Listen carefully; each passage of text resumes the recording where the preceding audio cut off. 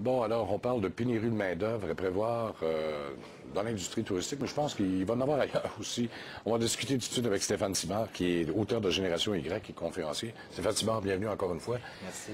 Quand on parle de pénurie de main-d'œuvre, c'est parce qu'il y a de la pression là, pour les étudiants, et des pressions également en raison des vacances d'été, Oui. de ceux qui vont partir à la retraite, parce que ça commence cette année déjà en plus. Comment vous voyez le prochain été pour nos étudiants? Parce qu'ils ne manqueront pas de job, là, ça c'est clair. Non, les étudiants n'ont encore pas de job. Je pense que le défi pour l'été prochain, c'est vraiment pour les gestionnaires de s'assurer qu'on va maintenir un niveau de service. On l'a vécu l'été passé, on a eu des problématiques dans le secteur de la santé, dans le secteur de la restauration, entre autres, où il a fallu vraiment couper au niveau des heures de service par manque de main-d'œuvre. Donc, c'est sûr qu'on vit un contexte de pénurie qui est amplifié, comme vous l'avez dit, par le phénomène des vacances, parce qu'on a des employés qui partent en vacances, et aussi par certains secteurs où on a une augmentation de l'achalandage, justement, une augmentation de la demande de la clientèle. Bon, je regardais dans le préambule du texte que j'ai reçu, 23 finissants pour 600 postes en écologie. On a des problèmes tout à l'heure. 300 offres d'emploi pour 36 diplômés en technique de documentation. Encore, c'est du 1 pour 10 quasiment tout le temps. Oui, c'est incroyable. Alors, comment on va faire pour remplacer le travail d'été, là? Bien, c'est ça. C'est qu'il y a différentes stratégies qu'il faut mettre de l'avant. Puis je dirais que la première stratégie pour un employeur, c'est vraiment de regarder au niveau de sa main-d'œuvre actuelle. Plutôt que d'avoir à recommencer à chaque été, à aller chercher les nouveaux employés, ceux qui sont là en ce moment, comment on peut maintenir un lien d'emploi avec eux autres à l'année? Hein, les étudiants préfèrent de plus en plus travailler sur une base permanente qu'intensivement durant l'été. Donc, comment je peux offrir peut-être du temps partiel durant l'année? Peut-être est-ce que je peux faire des échanges de main-d'œuvre avec d'autres industries ou d'autres entreprises de mon secteur. Exemple, si l'industrie du ski n'a pas besoin d'étudiants l'été, on peut nous autres les embaucher si on est un employeur d'été.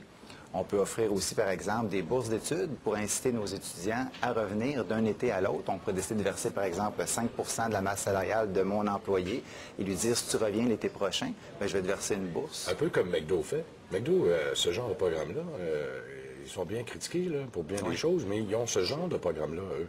Effectivement. L'industrie aéronautique s'échange des employés aussi entre eux. Donc, il faut prendre exemple de ce qui se passe ailleurs. C'est un peu ça que le message que vous lancez. Là. Exactement. Puis aussi, ce qu'il faut, c'est pas perdre de vue que si on peut pas faire toutes ces choses-là, bien, c'est au moins de garder la relation, garder le contact avec ces jeunes-là qui quittent. Donc, s'il a étudié à l'extérieur de la région durant l'année scolaire, bien, comment je peux continuer à le garder informé de ce qu'on fait chez nous, lui envoyer des infolettes, l'inviter au party de Noël à la limite.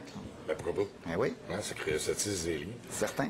Les écoles, est-ce qu'on peut recruter directement dans les écoles? Peut-être même au niveau, peut-être pas au niveau primaire, là, mais on s'entend, mais à la fin du secondaire 4, secondaire 5, les jeunes ont 16 ans, là, puis s'intéressent déjà à vouloir aller travailler. On peut déjà les recruter assez jeunes.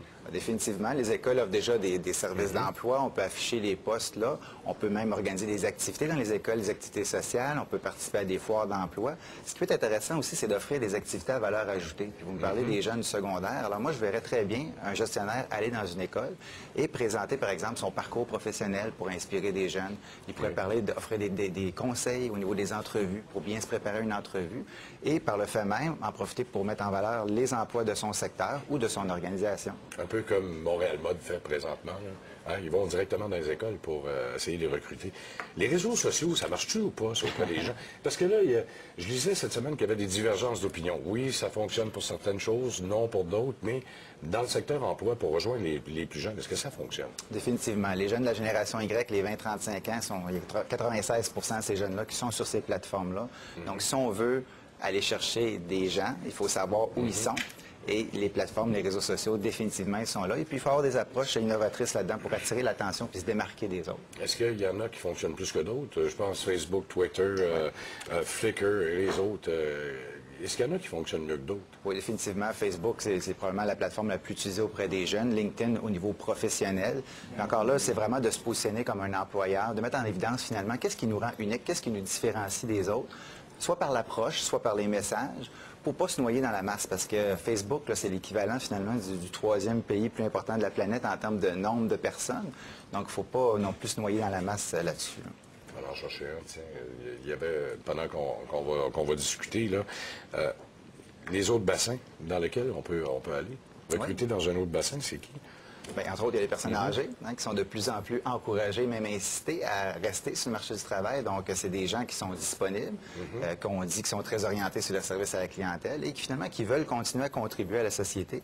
Il y a même des portails d'emploi qui sont spécialisés au niveau des offres d'emploi pour les 45 ans et plus. Donc ça, c'est un bassin dans lequel on peut aller piger, ça c'est clair. On peut aller chercher aussi du côté des immigrants, donc la main-d'œuvre étrangère, les étudiants qui viennent étudier au Québec durant l'été. En 89, il y en a 25 000 étudiants étrangers qui sont étudiés au Québec. On peut aller chercher du côté des assistés sociaux. Il y a des entreprises de réinsertion sociale qui aident ces gens-là à faire le pont entre l'aide sociale et le marché du travail. Donc, c'est tous des marchés qui sont peut-être moins connus, mais dans lesquels on décide de s'investir. Les personnes handicapées, la même chose. Oui, effectivement. Mais il y a beaucoup d'employeurs qui sont réfractaires à ce genre d'employés-là, que ce soit peut-être un peu mort, même les décrocheurs. Il y a une question de mentalité là-dedans. Là. Décrocheurs, aide sociale, handicapés, à la rigueur, même les immigrants. Les gens, ils ont des réticences parfois qui sont mal fondées. Oui, mal fondé, parce qu'il y a quand même beaucoup d'organismes qui sont là pour appuyer ces entreprises-là qui veulent faire ces gestes-là. Entre autres, au niveau du regroupement des personnes handicapées qui veulent être intégrées sur le marché du travail. Ils offrent de l'encadrement, ils offrent une analyse des postes. Donc, il y a vraiment des outils qui sont là, qui sont disponibles pour aider les employeurs. Puis encore là, ce qu'on veut, c'est se démarquer.